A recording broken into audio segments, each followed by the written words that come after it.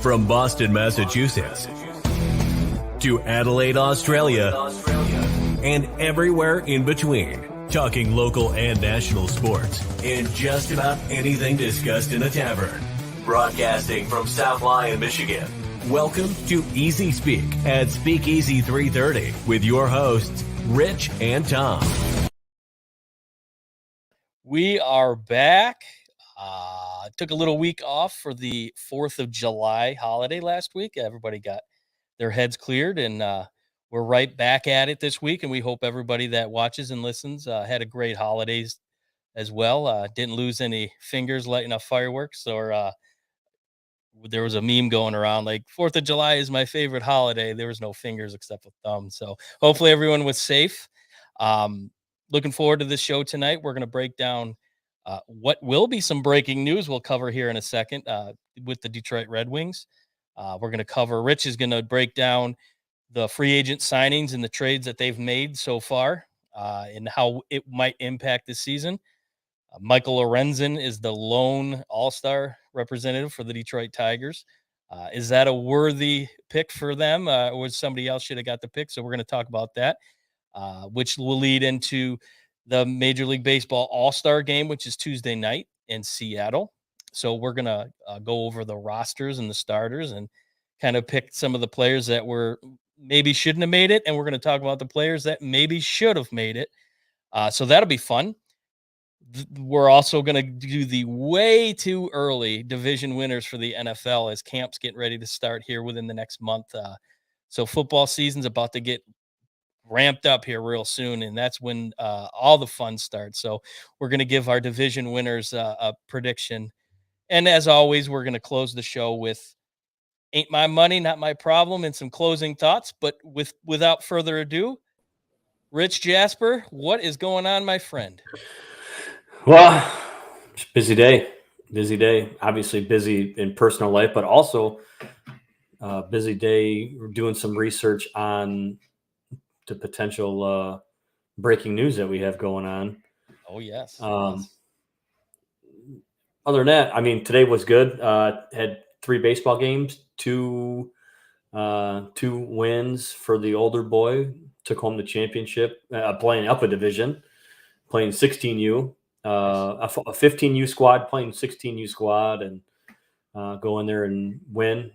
Son went in for the final, had to put the final nail into the coffin on the comeback this other team was having. So it was good.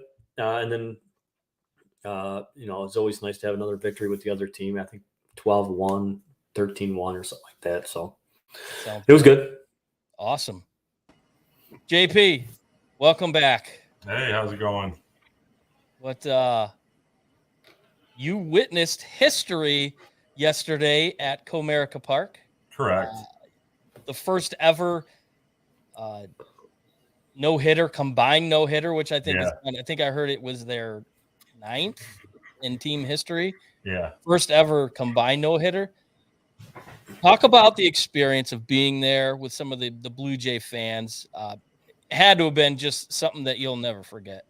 Yeah. So we went to Nemo's. We started out at Nemo's, and then we took the bus over, waited in the concourse area for about an hour, sucking down $10 beers. And then got down to the seats there.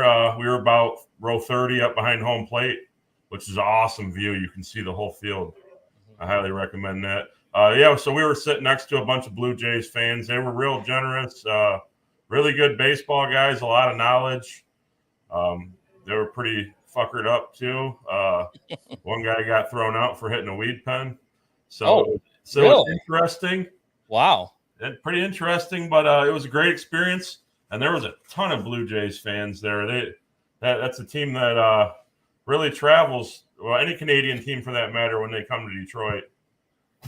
Well, I know Rich and I went to a Wings Maple Leafs game earlier in the season, and we had a lot of fun with the Leaf fans that were in front of us. We were giving them the business. Yeah, it was fun. I mean, yeah, you're right, JP. It's almost like a different culture mindset, I guess, when it comes to sports. Oh yeah. So when you go there, everybody's nice, and you're not getting beers thrown on you.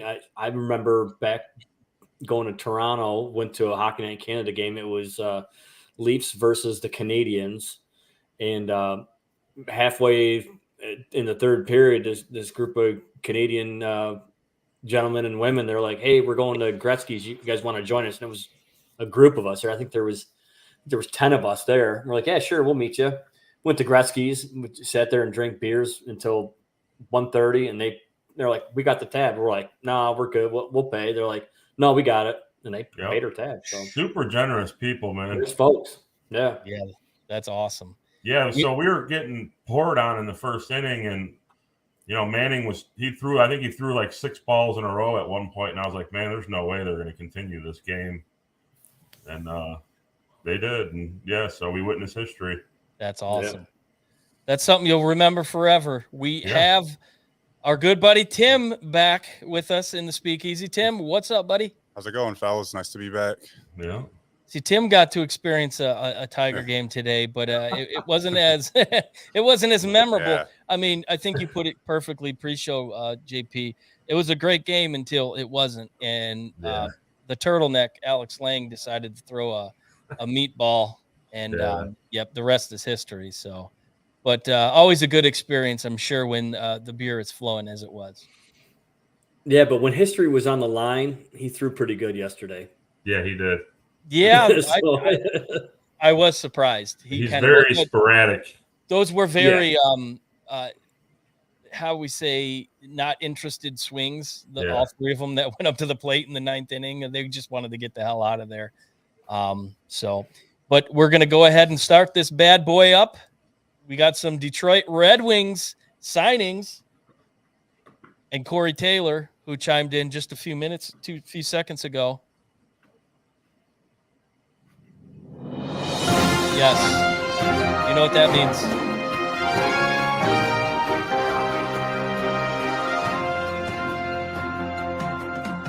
The Red Wings just acquired Alex DeBrincat, the local boy, coming back to Detroit.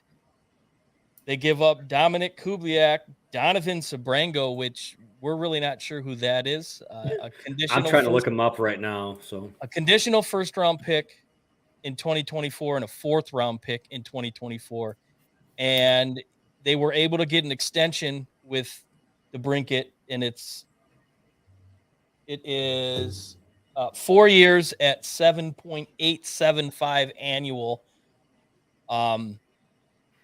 This is a big signing for Yzerman. This is probably his biggest signing since he's been the GM. Rich, you know it more than anybody else on this panel. What does this mean for the Wings moving forward? Is this something that they can really look forward to running them into the playoffs? We kind of touched briefly before the show started. Do I think it is going to take them to the playoffs? It's going to give them a better chance.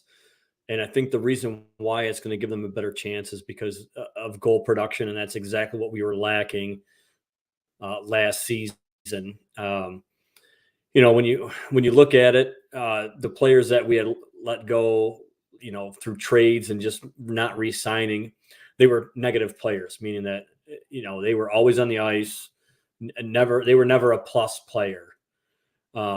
DeBrincat, I think he does give us a little bit of an edge. The only concern I have with him is his size.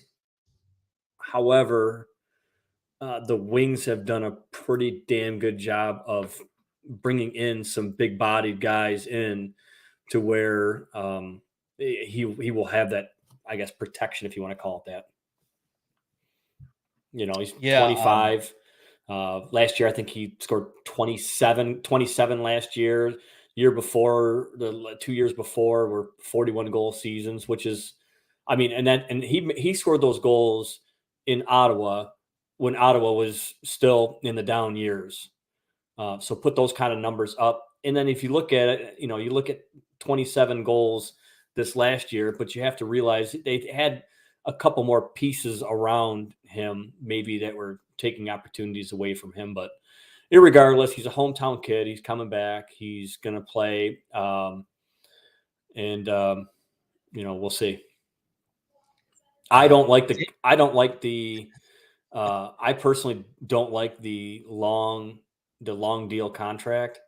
But that's what you had to do to get a player like that in here. And that's what we need. We need a guy who's going to stuff the net full of pucks, and hopefully along with him and Comfer and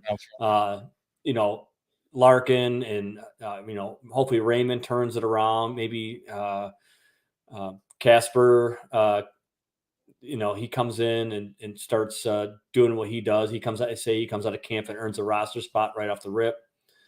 That's cool. I mean, we lost Kubalik. I liked Kubalik as a player. He was one of their leading scorers last year, but if you can get another score for him, then that makes sense. A lot of it is like, hope. I mean, I feel that he wasn't worth giving up a first round pick, but I think when you look at what the Wings have assembled over the last couple of seasons and talent wise, they've pretty much stocked the stable full of ponies, right?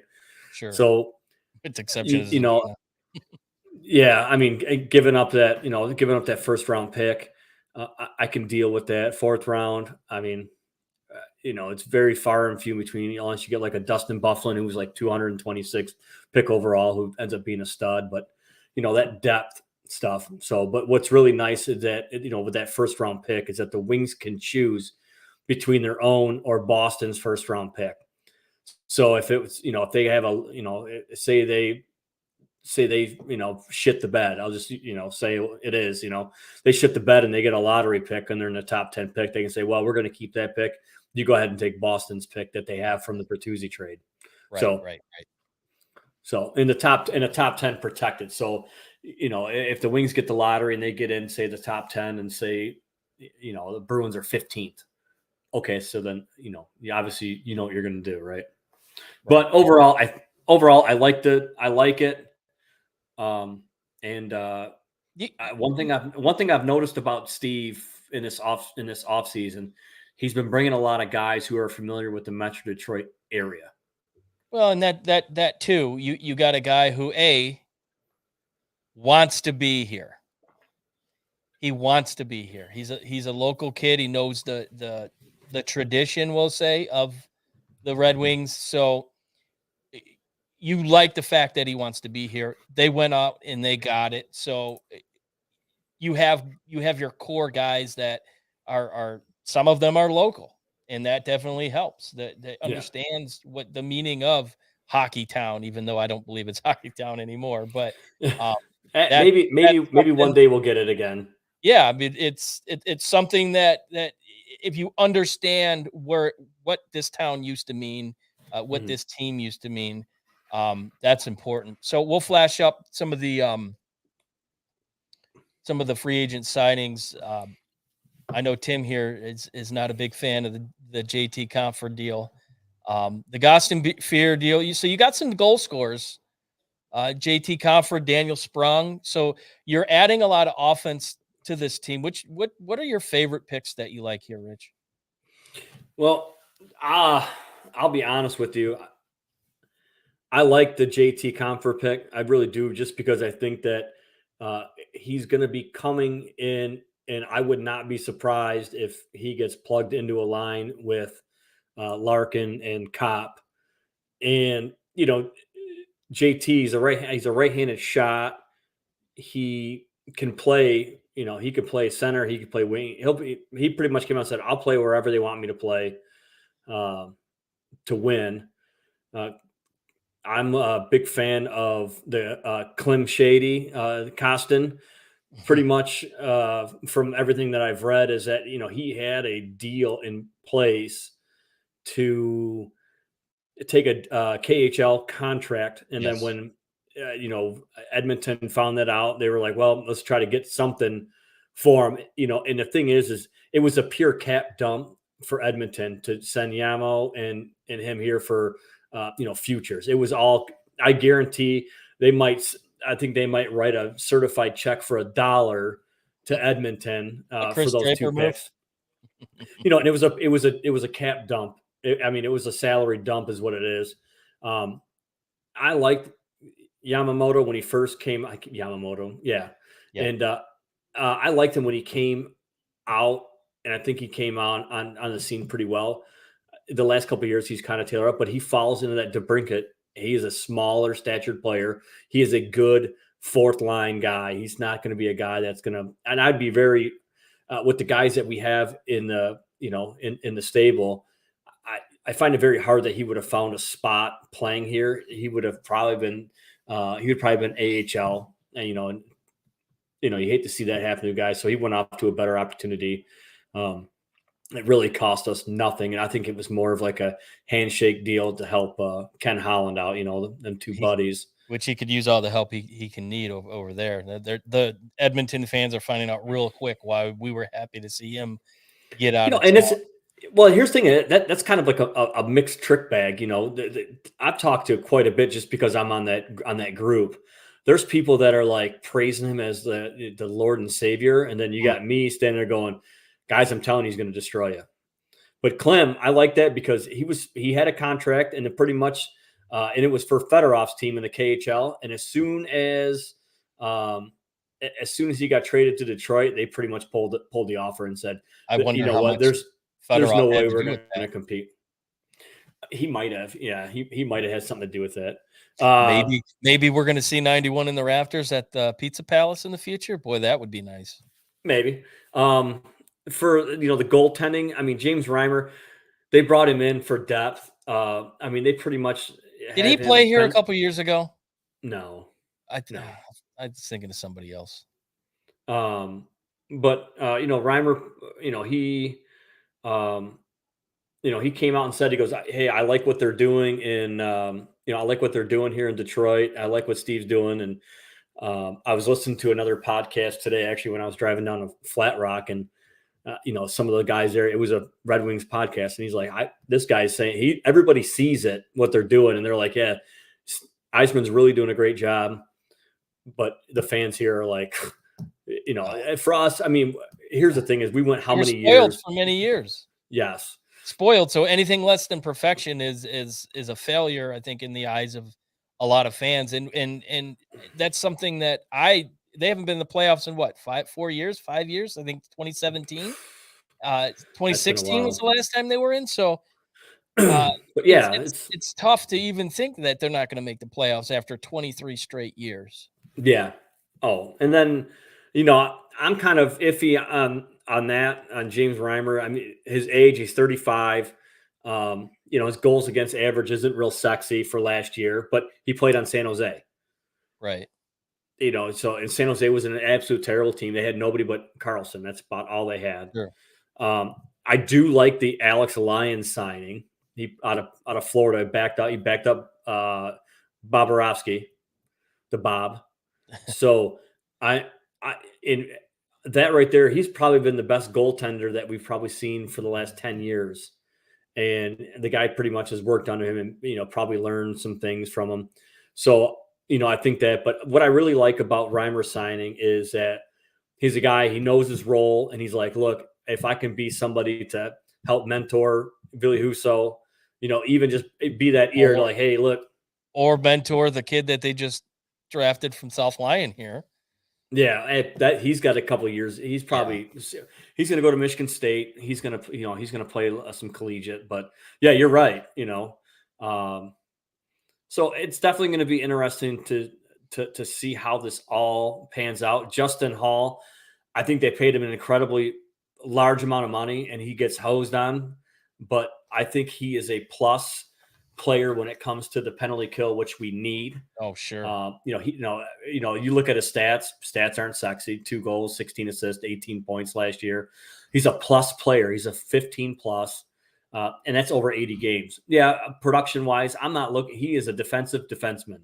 Yeah. That's all right. And that's what, and he's playing. That's a goaltender's best friend right there.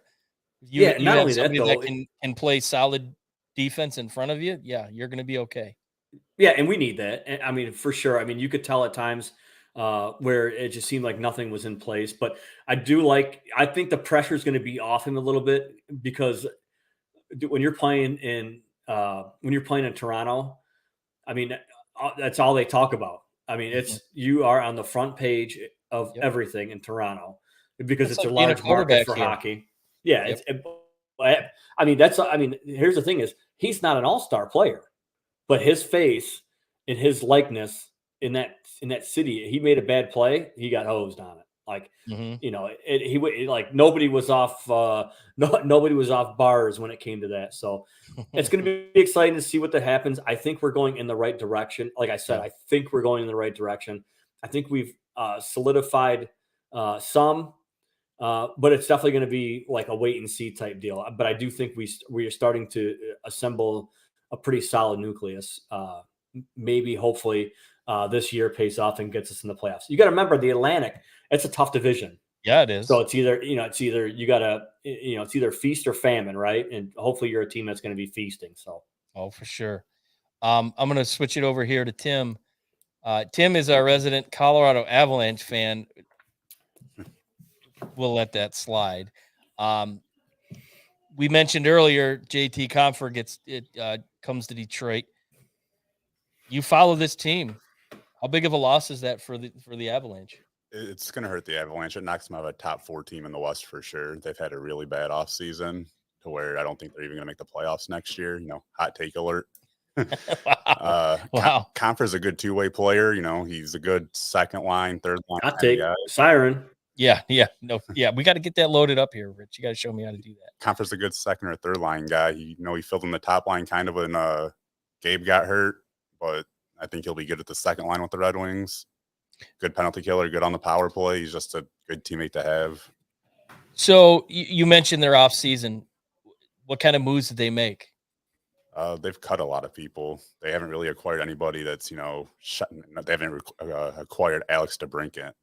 They've lost more than they haven't. They got to pay Makar and some of the other young guys that are coming up. So yeah, that's usually what's happens after they win a cup. And Gabe Landeskog has already been rolled out for the year, so they have an injury exempt on their salary cap. And I'm waiting for the $7 million move, and it's just never coming with them. They're a good coach team, and I don't know. I think they'll find their way back into the mix. I think that's that might be a reach to say they're not going to make the playoffs, but he's an Avalanche fan. I liked the Predators because when the Red Wings decided to not make the playoffs anymore, I had a rooting interest in Nashville. I like what they did in the offseason. I like the players that they went and got from Toronto, Luke Schenn and Ryan O'Reilly. Pretty big move. Barry Trotz coming in there, first year's GM. He's really making a lot of noise. Rich, what are some of the other big moves that were made that stand out to you? You had to ask that question, huh? Well, you got them in your notes. I know. You had to ask that question.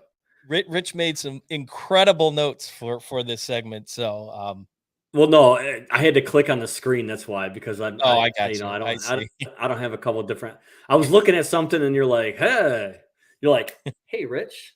No, so I'm going to say some of the big surprises. And I'm going to kind of run through them.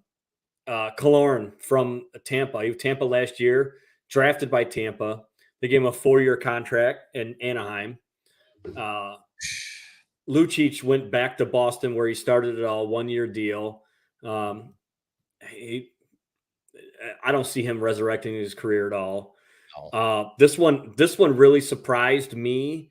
Was Michael Bunting not getting re-signed in Toronto, but he did sign. He signed a 3-year contract with the Hurricanes. However, I think the reason why he was not retained is because they are $8.8 million over the cap as of today. Wow. And I think it was the lack of money. Toronto has gone out and they have made it known that they're loyal to 3 players. Mm-hmm. Well, Austin Matthews, Mitch Marner, and Nylander, which I don't understand why they are Beetlejuice, Nylander. Beetlejuice, small head. Yeah, I mean, like I just don't know why they're so.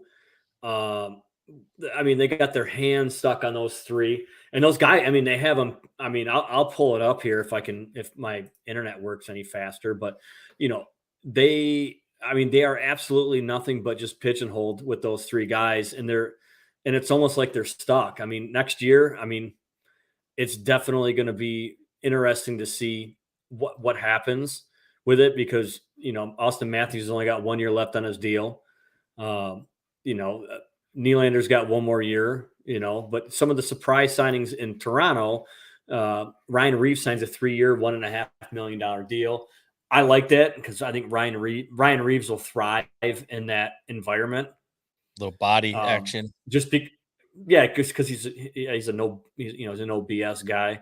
Ty Domi signs a 1-year, $3 million deal, which is funny because I remember Ryan Reeves and Max Domi getting in a tussle. You said Ty, by the way. I said Max Domi. Okay. Did I say Ty Domi? You did at first. But that's Ty okay. Domi. We knew we Ty were Domi. Yeah, Max Domi. Shades they actually old school. They threw some fisticuffs before. Oh, and then Tyler Bertuzzi signs a 1-year, $5 million with the Leafs. Me personally, I mean I like Bertuzzi, but Bertuzzi's kind of like a one-way player. He plays in the net, plays hard, but then he's been hurt often. So. And then, kind of like what you touched on with Ryan O'Reilly signing with the Preds for a 4-year deal, 4 years at $4.5 million. Dude, the guy's 32 years old. Yeah, dude. Like what are we doing? Like, what are we doing here? Traps. They traded away Johansson, which is similar player. I think O'Reilly's better scorer, and then they bring in, O'Reilly. Yeah. But I mean these teams got to make splashes. They bring in a new GM like Barry Trotz in Nashville, and they have a winning reputation. That they were in the Cup final in 2017 and got knocked out in the 18th, and they've just kind of been ever since. So he's trying to bring it back. So, but it's going to be exciting. I think every year when the Wings make moves, there's always hope. And I think everybody in this team, except for our good buddy Drew, have stayed true to the Yzer plan. So we can only hope. So. My best Drewism, Wings suck. Yeah, well, that's. But real quick, so we talked about Zadina. Zadina got put on waivers. He cleared waivers. They said, hey, you can come back and you can try to fight for a spot on the team. He pretty much was like, I won't report to the AHL. Oh. Which, if that's what he needs, if that's what he feels is the best decision for him, I support that. So they went ahead and they ended up giving his unconditional release. He became an unrestricted free agent. So I think his options first of all, he left $4+ million on the table.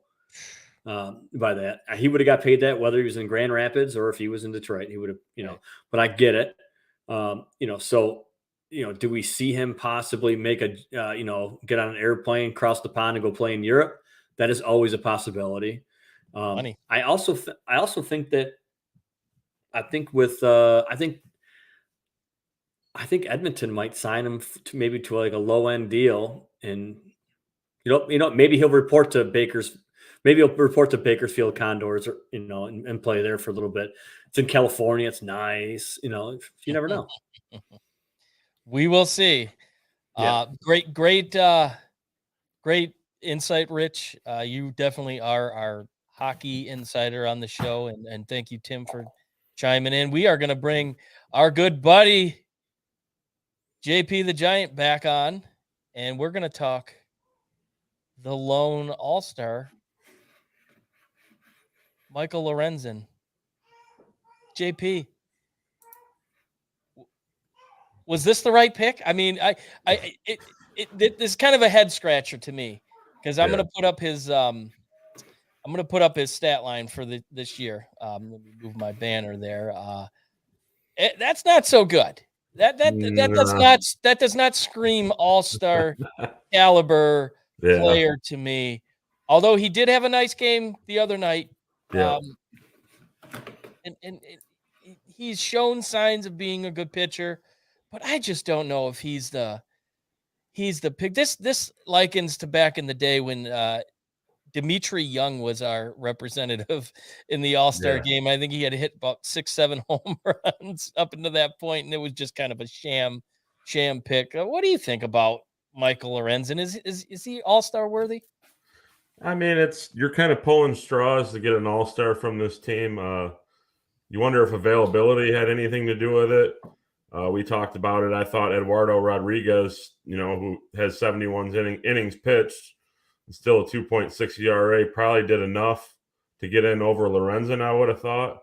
Yeah. I mean, pitching-wise, I think Adam Foley and Tyler Holton are their two best pitchers coming out of the bullpen right now. Holton's you really good for one of those guys. Yeah. And then you look at positional players. I mean, there was really nothing there. Maybe if Riley Green would have stayed healthy, he would have been the guy. I think Torque leads the team in hits, RBIs, and homers.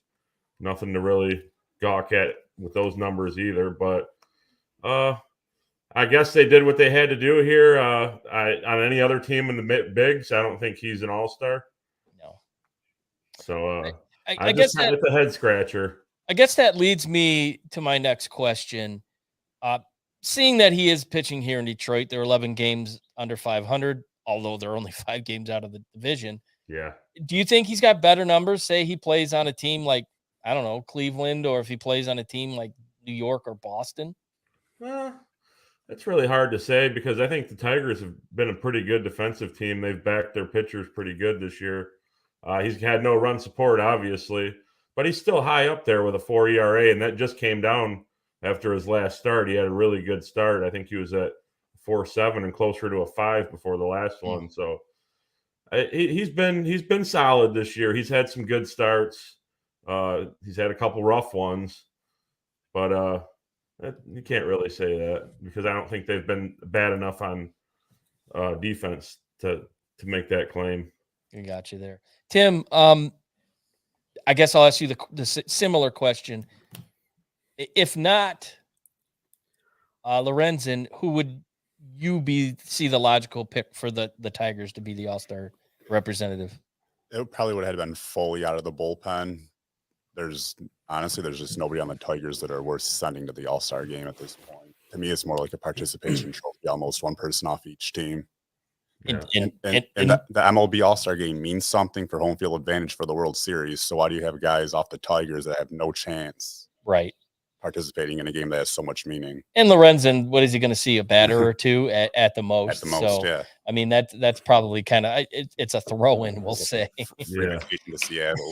There you go. And he can show off his new Vans cleats that they're making for him. He'll be there early next weekend for the Tigers. Tom, did you put Cole Keith down in your All-Star ballot? Maybe in a couple of years, that's for sure. Rich, do you got any players that you thought maybe were a little bit more worthy of All-Star pick? From the Tigers?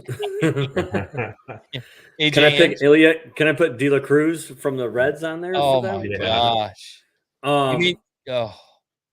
No, I think obviously from an offensive standpoint, there's really, I think the only guy, I'll be honest with you, probably the only guy I'm not going to say he's been consistent, but he's been exciting to watch, and is Andy Ibanez. Oh yeah.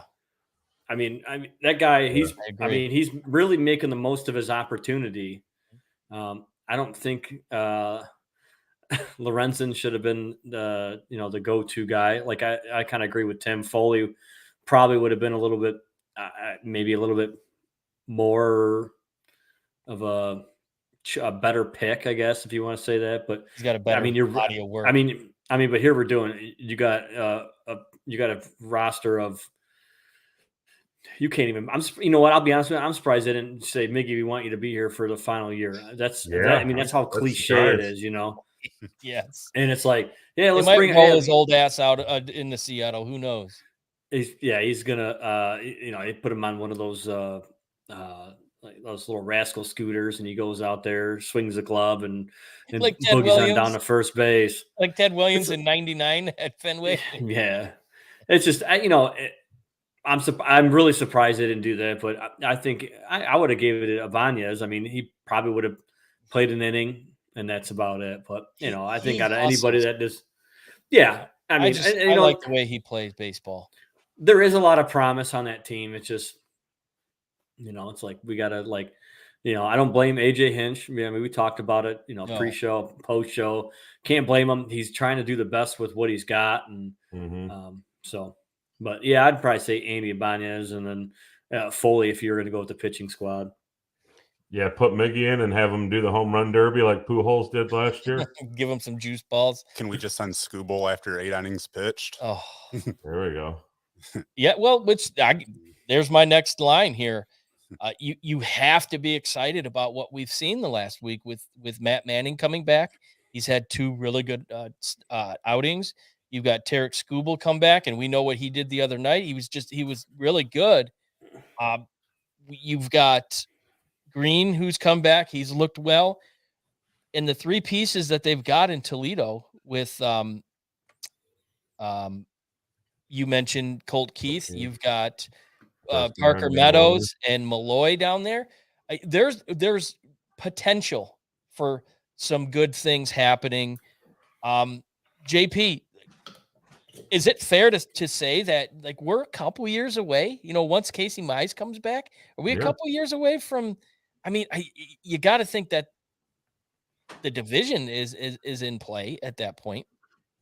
Yeah, I think there's some really bright spots. I was at the game yesterday and I was thinking to myself, if Riley Green, Matt Vierling, and Kerry Carpenter was my everyday outfield, would I be mad about that? And I was like, maybe not, because I think Vierling's been a nice pickup by Scott Harris. Sure. They just drafted that Max Clark kid today, the high school kid from Indiana. And we've seen how they did with a high school outfielder with Riley Green. So maybe we'll see him up in a couple of years. But I think, the future is bright. You mentioned the guys down in AAA. You see a little flash of the future. Torkelson 4 home runs in the last 10 games. He's getting better, still striking out a ton. But Riley Green comes back and has 5-6 hits in the series in 2 games. I think we do have some things to look forward to. We can dump Miggy's contract and maybe split that money up between an everyday second baseman and third baseman. I think, and as bad as the Central is, might be able to compete for that division right away. Oh, sure. Tim, what are your thoughts on the possibility of? I mean, like I said earlier, they're 5 games out of first place. I mean, the division, as sad as it may seem, is right there. Is it realistic to think that within a year or 2 they could be at the top of this division? I think definitely within the next year they'll be able to compete. You said Casey Mize, he'll be back. Their pitching rotation's pretty solid.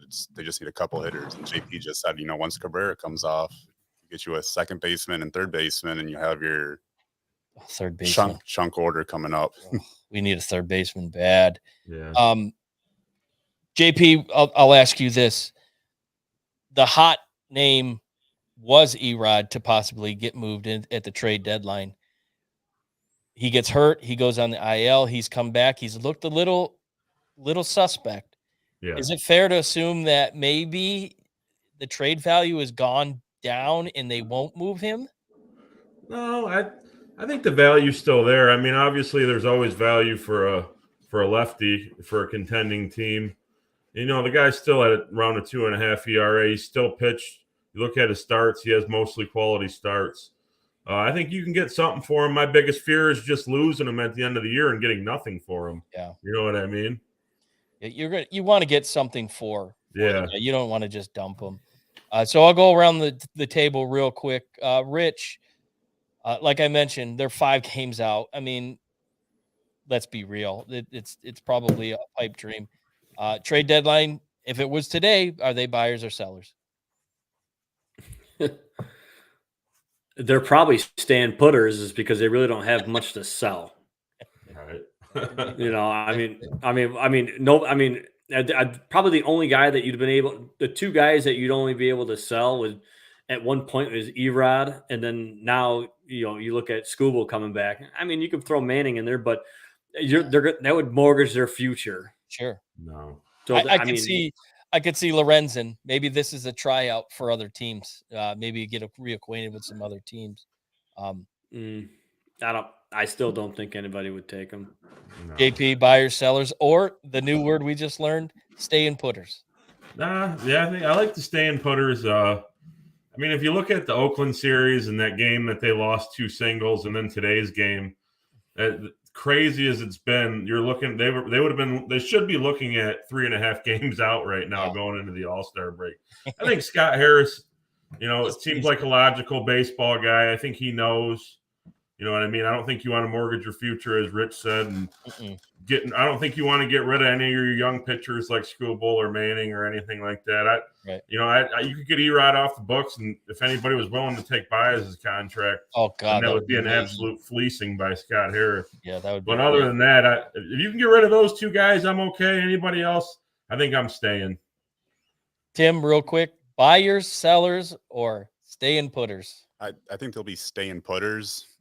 Personally, I would trade Erod unless you have an extension in place by the deadline, because as JP stated, you don't want to lose him for nothing. So it's either you sign or we trade you.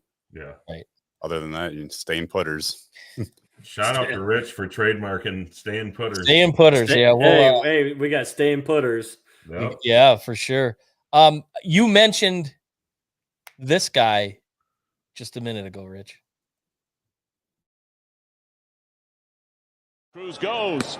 Pitch called a strike. Throw down on a skip late. Another steal for Ellie De La Cruz. Takes off again. Pitch down and in. Fade throw. There's no chance.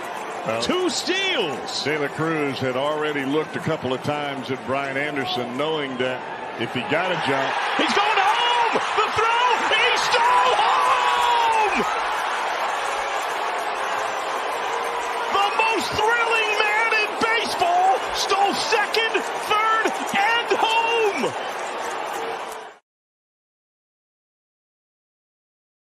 Unbelievable. I mean, this guy he's making unbelievable history. We'll say it seems every game he plays. The man steals 3 bases on 2 pitches.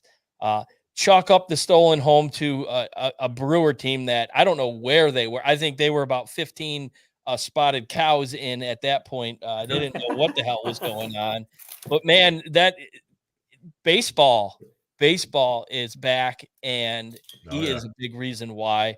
The attendance today, a stat came up on the screen. They had 90,000 in attendance this weekend, albeit a lot of Canadians crossed the river to come and see the Blue Jays. But, regardless, there was a big crowd there today. That no-hitter yesterday really sparked a lot of people wanting to go. So baseball is definitely on people's minds. Yeah. The rules change has really affected play, and people are paying attention. All-Star game is Tuesday night at the former Petco Park. Now it's T-Mobile Park in Seattle. So we're going to go ahead and talk about some of the rosters here. For the American League team, obviously you got Ohtani, who's the greatest player in the world. I mean, when it's all said and done, come on, he's unbelievable.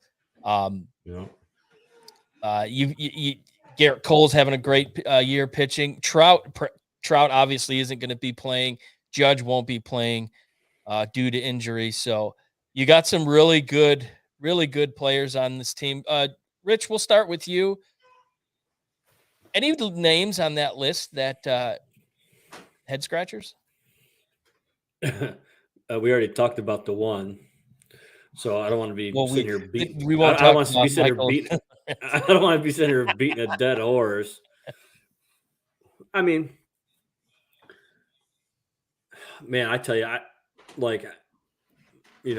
from Ohtani, I like Adley Rutschman, Bichette, Yanni Diaz.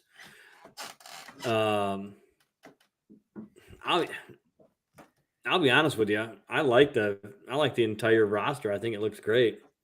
Well, then you go to the starters here. You have an infield of All Texas. all but one Ranger. I'm not too sure if Simeon is worthy.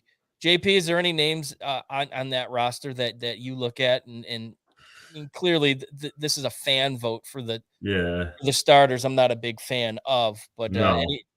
what is your take? There's not really anybody that you can say that doesn't deserve to be there. Obviously, Oakland was kind of in a situation with Rooker where they had to send a guy off. So, Aaron Judge is hurt. I mean, you got guys that are slumping. Randy Rosarina isn't swinging the bat too well right now. Adley Rutschman's kind of been on a cold streak. But, no, I mean, these guys are all pretty well deserving. We brought up the snubs and surprises, and the more I started digging into it, the harder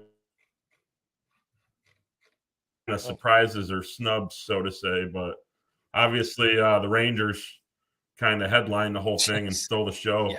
You got Josh Jung there at third base as a rookie. I guess you can put him down as a surprise. Right. Whose brother's in our farm system. Yep. Jace. So, Jace. Yeah. Their parents like the J.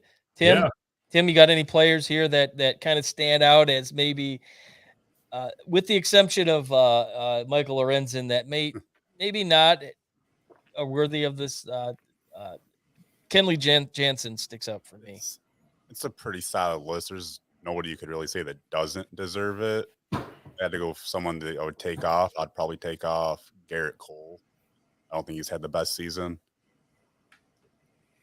We'll move on to the NL squad. Any names on that list that Castellanos kind of sticks out to me? I was gonna say Castellanos too. You stole it right out of my mouth. Yeah, other than that, everyone besides Castellanos looks pretty decent, like it's earned and deserved. And then here's the starters. I was a little surprised that Orlando Arcia was. I mean, he's a great defensive shortstop, but I think he's only got 7 homers or something like that. So not kind of a little surprised. I mean, once again, fan vote. Fan voting. Yeah. Sean Murphy, who's having a monster season for catchers. I think somewhere around 20 homers and 75 RBIs before the break. And Braves fans were not too happy when they went after Murphy and brought him in. Corbin Carroll, surprise. You can put him in the surprise category.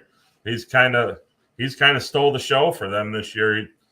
He's a little guy, and he just does everything, does all the little things, man. He's a great player. Well, that team in general. Yeah. That team in general is a big surprise. And snub time. There's always players every year that you think they're going to make it, and for whatever reason, they don't get voted in clearly, and then they don't get picked in to be reserves. Rich, who's your snubs for this year's All Star?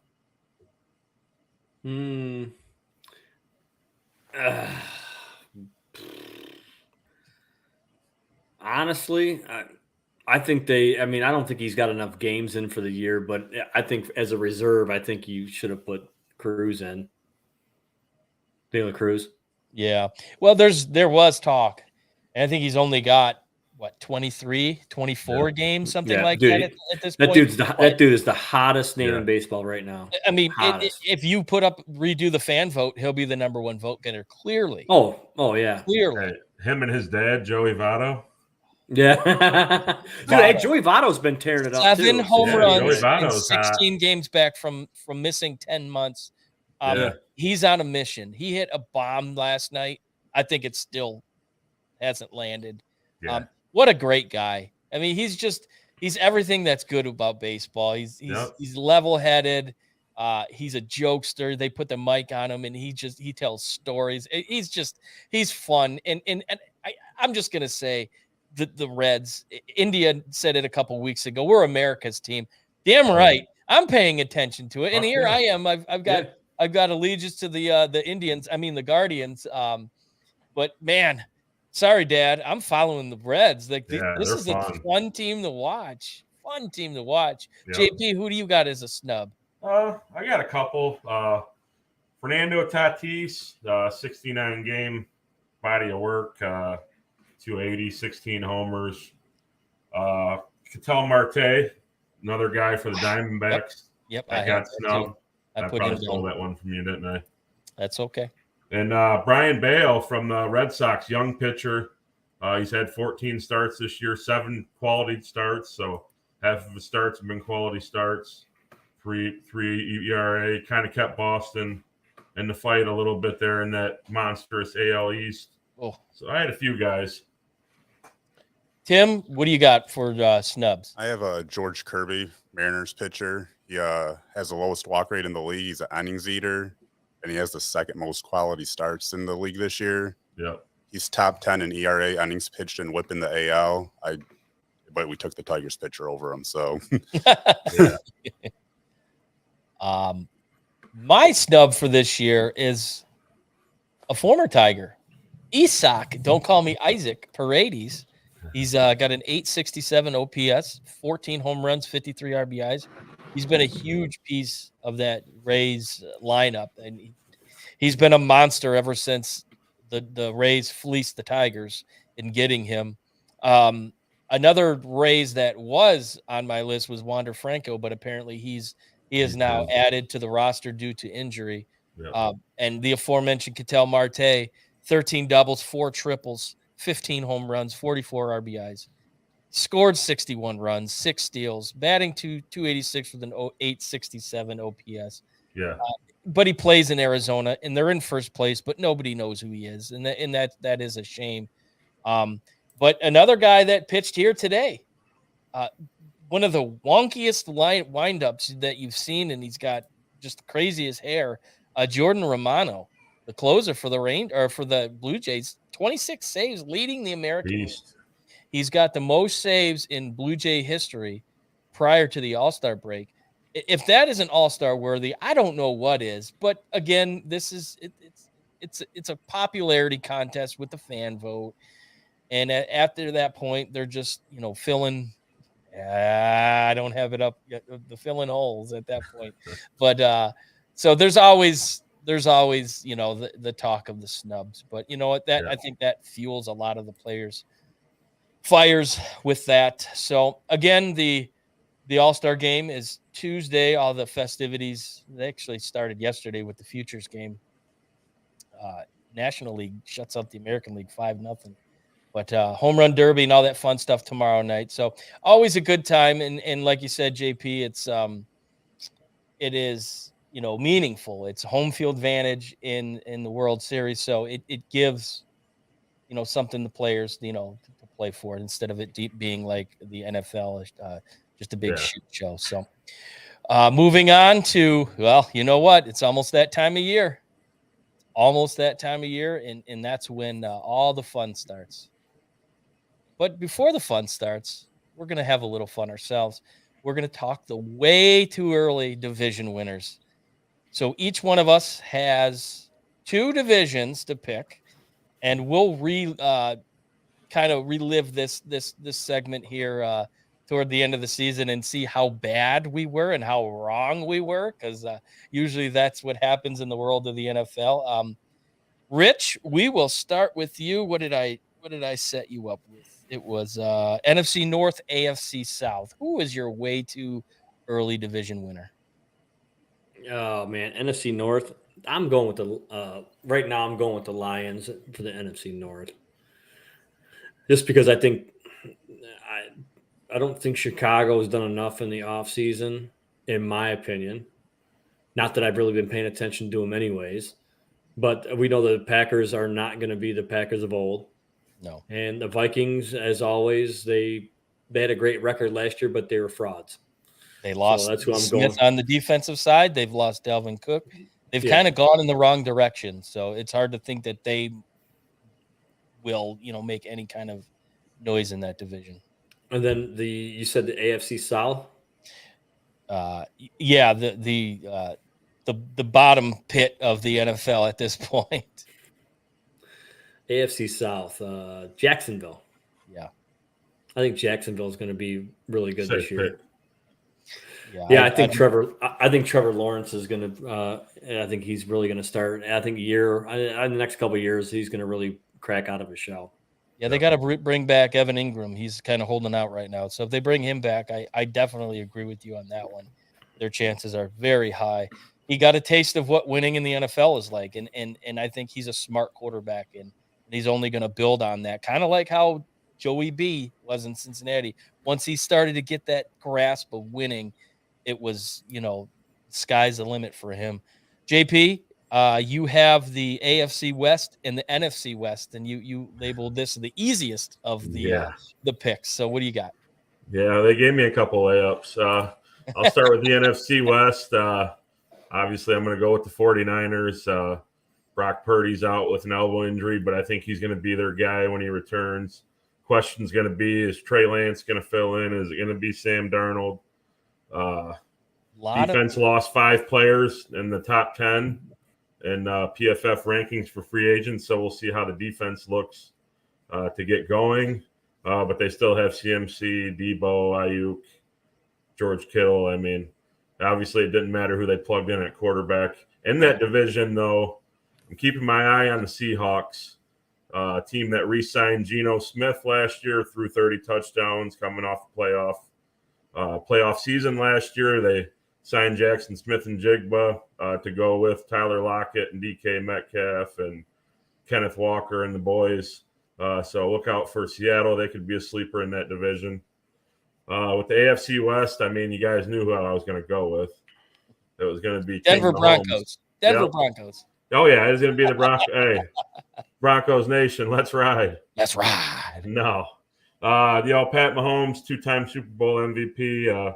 They let go of their starting left tackle in the offseason and turned around and signed Jacksonville's franchise left tackle, which was kind of questionable for them. But, like in true Chiefs fashion, they bounced right back. They lost Juju. They lost their OC. Nicole Hardman, I'm sorry. Yeah. Nicole Hardman. So they're going to be leaning on Valdez Scantling and Kadarius Toney and Kelsey. They re-signed McKinnon.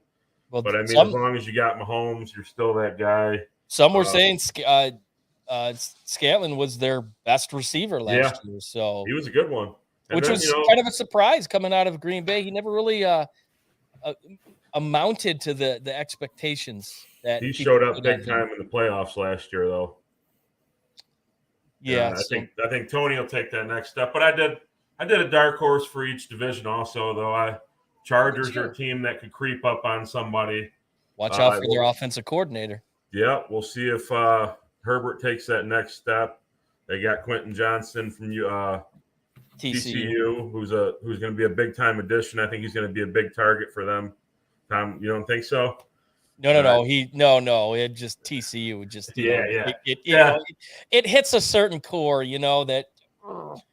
And Tim is over here laughing. Definitely a little salty on that one, but I think they have to address their defense. And they took 2 out of their first 3 picks were in the front 7, so maybe they will. I know a lot of teams have been able to run on them up the middle over the years, so which is shocking. They've always had a really solid defense, but they can never stay healthy. Yeah, so they're my dark horse. I gave you a couple division winners because they were such layups. I wanted to throw a dark horse team in there with them. So perfect. Tim, you've got the NFC South and the AFC East. I'll start with the NFC South. I have the Atlanta Falcons winning it. I'm just a huge Bijan fan. I think Desmond Ridder takes that next step. He was a great quarterback at Cincy, not a big conference school, but they went undefeated. Defensive-wise, they added Bud Dupree and Calais Campbell. They have Jeff Okuda, so he might finally develop. NFC South is just a bad division in general. You have Carolina with a rookie quarterback. The Saints have Derek Carr, and then Tampa Bay just lost one of the most overrated quarterbacks, in my opinion, Tom Brady. Oh, so shots fired. As ladies and gentlemen, he's sitting right underneath the iconic number 10 Michigan jersey. So in my opinion, that division's just up for grabs for anybody really, but I think Atlanta has the pieces to grab it by the throat essentially and take a stranglehold on it. For the AFC East, I have the Miami Dolphins. Ooh. As long as Tua can stay healthy. They had if he knows that they play on Sundays, right? For how many times he gets hit in the head. And he's not playing in Honolulu anymore. As long as he can stay healthy, I think Jalen Waddle and Tyreek Hill will be okay in that offense and carry them. You got Jalen Ramsey on defense now. How about the secondary? Newsflash, he's not healthy. Bum. Dude had like 8 concussions. So hold on before we keep going, Tim. I want you to know that your opinion sucks. in my opinion, hey, with all due respect, your opinion sucks. Just kidding. Seemed like you were going for the bold takes there. Those are my 2 picks: Atlanta and Miami. Okay. Oh, well, I have a feeling at the end of the season, this might be actual audio, Tim. No Buffalo, huh? that could be actual Tim audio. I got the pleasure of picking the AFC North, which to me, this is the most intriguing division, in my opinion. You have Cincinnati, they're going to be right there. Baltimore made some key additions with OBJ. They re-signed Lamar. They're on the rise. And call it cornbread, I don't know. I'm hearing good things out of Cleveland. The old Rub and Tug is having a good camp. He's doing real well. Maybe he brought some girls with him to Seatown. Maybe he's got some special services coming down from the flats. But all indications are the Browns' offense is looking really well. Rich, you got something to say? Dude, are you trying to stay on your father's good graces or what? Oh, he'll love me just because I think they're going to be okay. But and he'll probably agree with me. You know, Pops is a lot like me, a little low key, as the youngsters would say these days. So with that being said, I think it's Cincinnati. I think Cincinnati has the experience. Joe Burrow is looking to cash in, we'll say. Yeah. Wait a minute. Where's it at? Pay that man his money. And he's going to show it. He's going to come home with the AFC North. But it's going to be close. And don't forget about the Steelers. They were kind of ticking up in the right direction. You got Kenny Pickett, who just got married, and people are bitching that he was at his feet dangling in the water in the ocean. There's a shark could come and bite his foot. Shut up. People need to shut up. But anyway. It's like, hold on. Since people were – so now that you brought that up, we have to talk about it. Oh, we're going the same way, Rich. I know it. How awesome was it that Pat McAfee got on there and absolutely torched Jim? Me personally, a very low-ranking sports caster. Jim, good afternoon. In the state of Michigan. Dude, and for him to be like, mind your own fucking business. Dude, I'm telling you right now, that guy – you know what it's for? It's for these. It's click, click, click, click. That's click. Yeah. And it worked. All it is. It worked. It did. It got put on the biggest sports podcast YouTube show in the world. I mean, people probably took the Jim Cuss's Twitter handle and lit his ass up, rightfully so. He got a lot of what a terrible take. That's a joke. I think people were like, well, I wish he would have been using a barbecue lighter or something, using the old, as Pat called it, the old classic Bic, which, you know, point was taken, but he was using his left hand exactly right there. He should have been using one of these.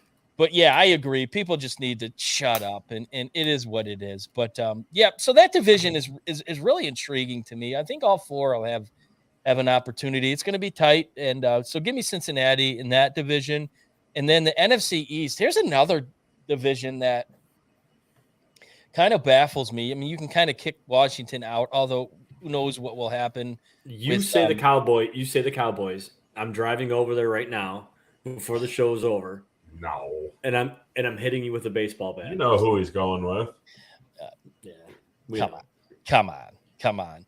The Birds. Danny Dimes. As I was saying, you forget Washington, although what will Bieniemy, bring to the table, I don't think they've got a quarterback. I think chalk them up as an L. Last place. The Giants, they re-signed Danny Dimes. He had a really nice playoff run. I think they overpaid him. That now they have to worry about Saquon Barkley. He's kind of holding out. So that's a little question mark. Their receiver core is a little question mark. but I do see them finishing second. I think they have enough pieces in that division. The Cowgirls will finish third. I don't trust McCarthy. I think he'll be fired at the end of the season. I don't think they have enough. They're always hurt and they're always overblown, overhyped, overblown every year. The Eagles are clearly the number one pick to take in this division. Jalen Hurts made one hell of a leap last year, and they got better. They got better with they lost Gardner Johnson on the defensive end. Love that pick here for Detroit. But all in all, I think Philly definitely are going to ride the wave that they were on last year and continue. So give me the Eagles in that division, and again, Cincinnati for the AFC North. But again, like I said at the start, we're probably going to be way wrong. So it'd be fun to rehash this later on in the season. So moving on, are you guys ready?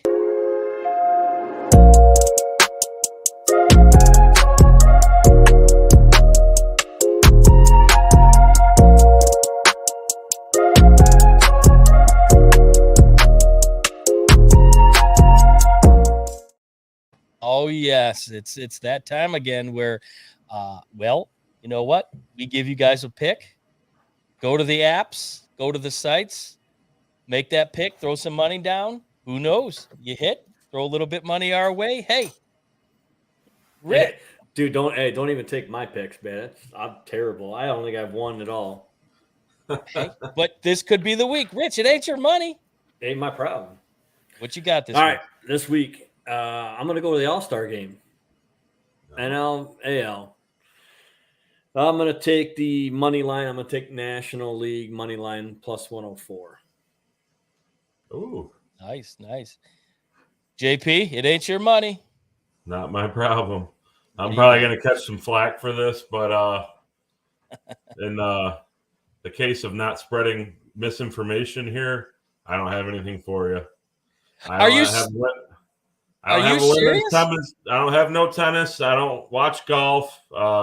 Baseball's on a break this week. Yeah, I'm gonna pass my bet. No futures. No futures this week. I've been playing the futures the last couple of weeks, and my baseball picks have been pretty dry. I was going to say an inappropriate joke, but I'll keep that to myself. Wow. So, I don't want to spread any misinformation to the people. I'm going to back down this week. Because I probably would ding you on LinkedIn, but that's a whole nother story. Well, then, I mean, we're going to move to Tim. It ain't your money. It's not my problem. What you got? I took a futures. I took Miami to win the East, AFC East. I took Atlanta to win the NFC South at plus 1,100. Oof. So both my picks in the previous segment, I took on a parlay to win their divisions. That's a lofty selection there. Well, maybe in honor of your bet, maybe I'll take New Orleans in the South, and then I'll take Buffalo in the East. And we'll make it more realistic. That might not be a bad idea. Hey, keep in mind, JP, it's the Derek Carr redemption tour in New Orleans. So I think the Saints definitely win that division. He's gonna be throwing to the dead body of Michael Thomas. Hey, where'd he go to college? Oh yeah. Hey, the infamous meme of DeMar Hamlin that says this guy died and came back before Michael Thomas. Yeah. He just had turf toe or something, didn't he? Oh man. Well, I will agree with JP. There isn't a whole lot going on right now. All-Star game Tuesday, so there's no baseball on the horizon. So I'm going to pick a futures pick. I'm taking USC plus 600 to go undefeated in the regular season. Oh, wow. USC plus 600 to go undefeated. I think they've got their toughest two games they have. They go to USC, or I'm sorry, they go to Notre Dame. I hope to be in attendance at that one. That'll be a fun game to go to. And they go to Oregon. Other than that, it really looks. They got Utah at home. Wait, dude, you want to go to a Notre Dame game? I've been to two Notre Dame Michigan's games. not playing in?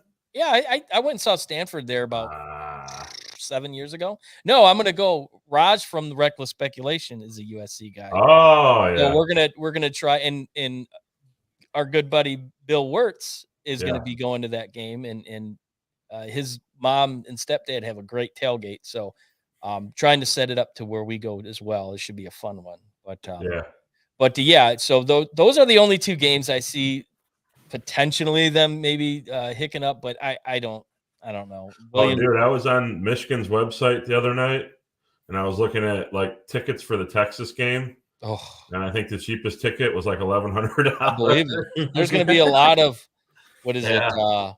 Hook 'em horns. It's yeah. That's more like it, right? I don't think Texas has ever been to the Big House. No. And you're talking about J.J. McCarthy versus Arch Manning potentially. Did you see they put Arch Manning up next to Peyton and Eli? Yeah. Oh, he's actually yoked. Yeah, he is very much so. Compared to those two. So USC plus 600 to go undefeated in the regular season. So we're going to move on to our final segment tonight. It's closing thoughts.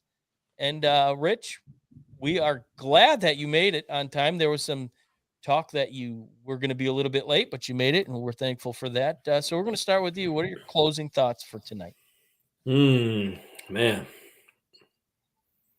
Well, so tomorrow is my son's birthday, so he turned 16 years old. So he'll be driving himself around and all that other stuff that we'd like to. Yeah, no shit. Yeah. You don't have to worry about him practicing his parallel parking in front of your house anymore. He's past that. Good. Just one of the things is I do want to say is always take the opportunity to tell your kids that you're proud of them. And I did that today. I mean, given I talked to him after his baseball game. He's like, my heart was pounding. He goes, I was so stressed. I was, amped up or whatever. And, after the game or whatever, I was talking to him and he said, Dad, I was so nervous. I go, hey, I said, you know what though? I said, but I'm proud of you, regardless of whatever the outcome of the game would be, because I'm proud of you for what you did. And I'm proud of you for how you handled yourself. And also tell them that you're proud of them. Like I told him today, I said, your mother and I are proud of you. Even when they're not successful. Exactly. And then tonight, I told him, I said, you know what? I said, really proud of the man you are and the man you're becoming. So always take the time to tell your kids that, or even if you have a friend, if you don't have kids or anything like that or whatever, it could be anybody. I mean, I know that I've said it to JP a couple times, and I'm sure Thomas said it to JP. We're proud of JP for, not that he did anything wrong, people, or anything like that. But he's, I mean, him becoming him becoming a dad, and with that comes huge responsibility. And JP is absolutely, he's grabbed a hold of it and bear hugged it, and he continues to make strides every day. So yeah. So with that, appreciate it. That's what I got to say. Awesome. JP, what are your closing thoughts for the day? Yeah. Tim's opinion sucks. Tim's opinion blows, and that hat is super stupid. And we need to put a Michigan flag back behind them. So we're kind of scraping the bottom of the barrel to bring you guys a show here. There ain't really much going on in the sports world for us anyway. I mean, obviously a lot of baseball, which has been awesome. I think, like Tom said, it's kind of been restored and brought back this year. But we're looking forward to talking about some fantasy football stuff here soon. We have our second year of the Speakeasy League, which is all dialed in and ready to go. So I'm really excited for some football, man, and I can't wait to talk about my first true passion. And maybe we'll have a House Divided show this year with Drew and Tim and us Michigan fans, and we'll have a lot to talk about in the next coming months. Absolutely. Yes, the second annual Speakeasy Fantasy Football League with our new good friend Tim is going to join the mix, and there'll be a couple new additions this year that weren't with us last year. So And maybe we'll have a segment on our show about our updated standings and whatnot. We will definitely keep it updated to the people that are paying attention. But Tim, what are your closing thoughts tonight? I can't wait to win this fantasy football league at the Speakeasy. Shots fired.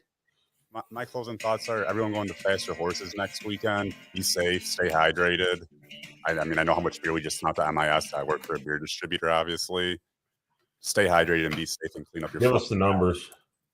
8,000 cases are going out tomorrow to MIS. Was that just for a day, first day, and then is it 4 days? Truck comes out. That's 8,000 into the track. That's not the stores around the track. Ooh, shit! Wow, that's that is impressive. Yeah. No question about it. We have a lofty stack for you, JP, and for Rich that Tim was so gracious enough to bring for.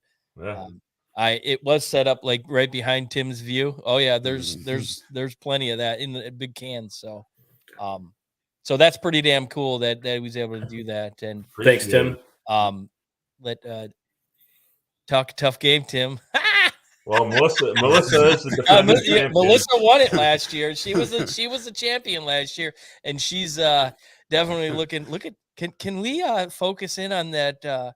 The chest of the one JP the Giant there.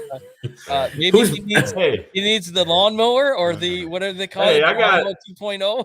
I got a question for you, Rich. Yeah, you like the non-alcoholic Heinekens and whatnot. That's cool, but I just wondered, do they make you piss like a regular beer? Oh yeah.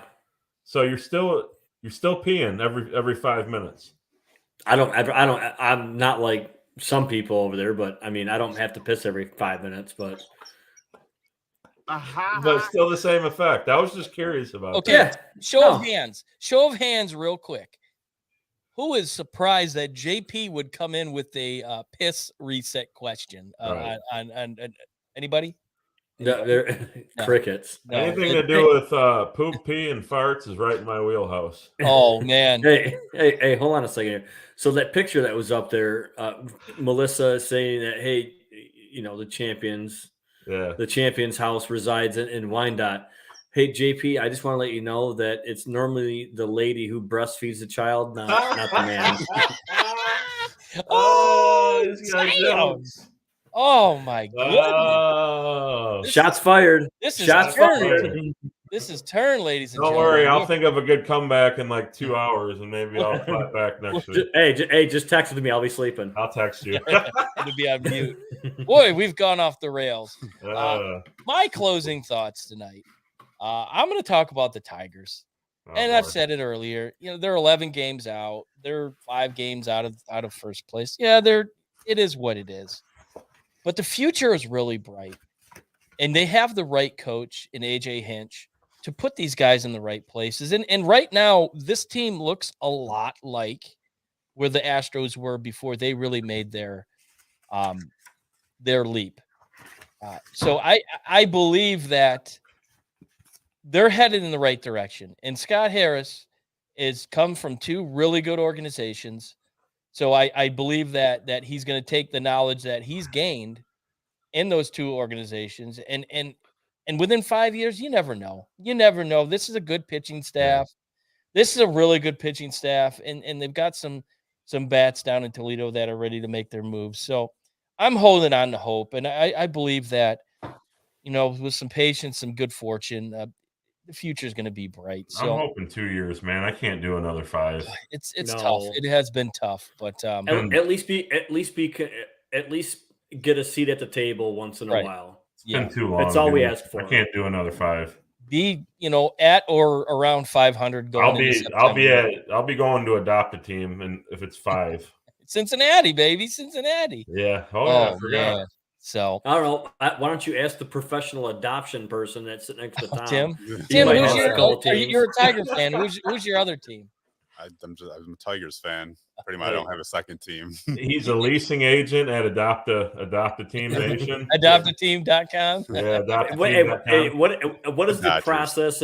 What is the process, and what kind of paper you have to fill out for the adoptions? Yeah.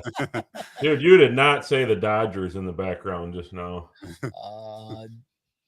Maybe I did say the Dodgers. He did say the Dodgers. So you like my Dodgers. No, you like Ohio State, you like Colorado Avalanche, and you like the Dodgers. Oh, cool. It's going to be counterproductive, I guess, being a Tigers fan, but I'm also an Indians fan. I grew up loving CC Sabathia. With the Guardians now. The Guardians, so Indians, whatever. It's the Guardians. You're probably a Lakers fan, too. Oh. A Golden State. He's a Golden State fan. Golden State fan the past now he might be a Nugget fan now that he's an Avalanche fan. So yeah. just giving you some shit there, Tim. I'll have my Jokic jersey on next week. Oh boy, here we go. So great show, fellas. I'm telling you, we tend to make a little bit out of or a lot out of a little bit sometimes when we don't have much to talk about. Always fun. Like JP said, we're coming into the fantasy football. So next week, we're going to start with a position player. And each week, we're going to kind of grade top position, top player at those positions. And it's going to kind of go right into the start of the season.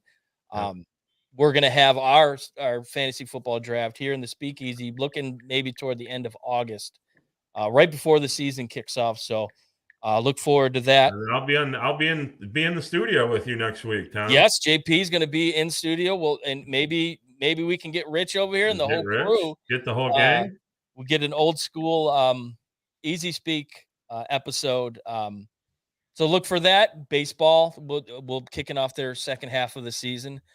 So there's some things happening. Again, football's right around the corner, so there'll be a lot to talk about. So thank you, everybody that tuned in, watching, listening.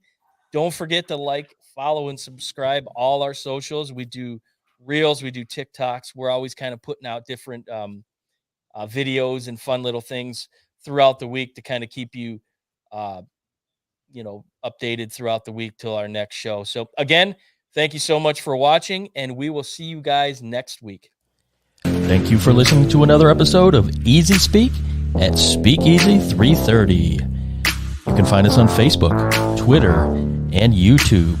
You can also catch us on Apple Podcasts, Spotify, or wherever you get your podcasts. We look forward to catching you right back here next week for another fun-filled episode of Easy Speak at Speakeasy